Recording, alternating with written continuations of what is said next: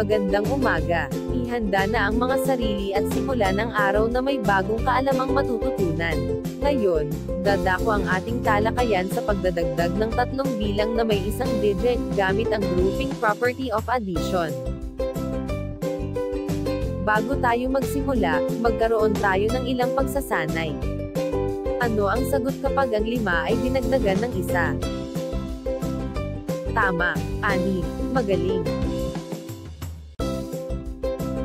Ano naman ang 3 dinagdagan ng 5? 8. Mahusay.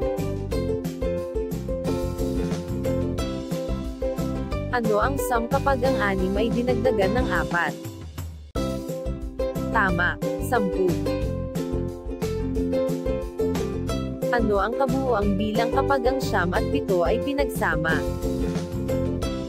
Magaling, 16. Ngayon, dadako na tayo sa ating talakayan.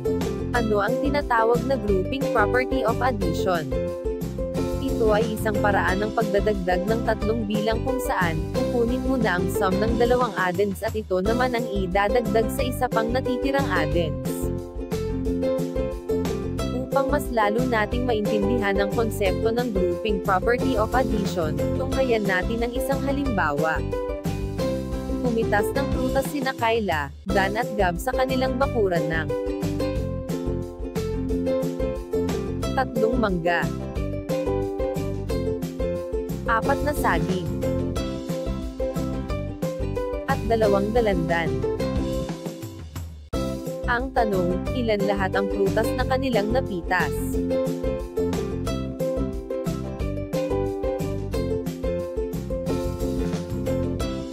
Ngayon, isulat natin ang mga binigay na bilang sa isang addition sentence. 3 dinagdagan ng 4 at dinagdagan pa ng 2.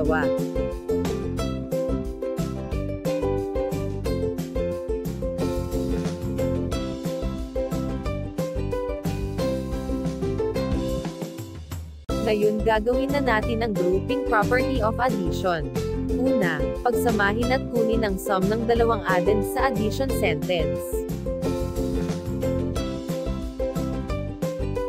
Pagsamahin natin ang addends na 3 at 4. Ilan ang sagot?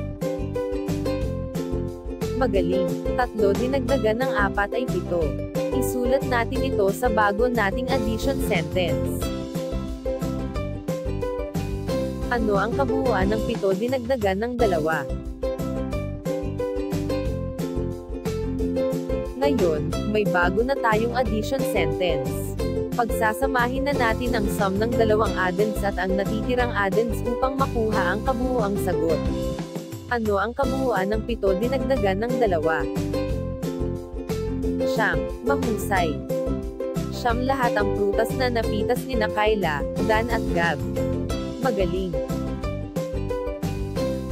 Narito pa ang isang pagsasanay. 5 dinagdagan ng 3 at dinagdagan pa ng 3. Ilan ang sagot? Ano ang ating unang gagawin? Tama, pagsasamahin muna natin ang dalawang addends at kunin ang sum nito. Kapag pinagsama ang 5 at 3 ay 8. Magaling. Ngayon naman, pagsasamahin natin ang 8 at 3. Ilan ang sagot?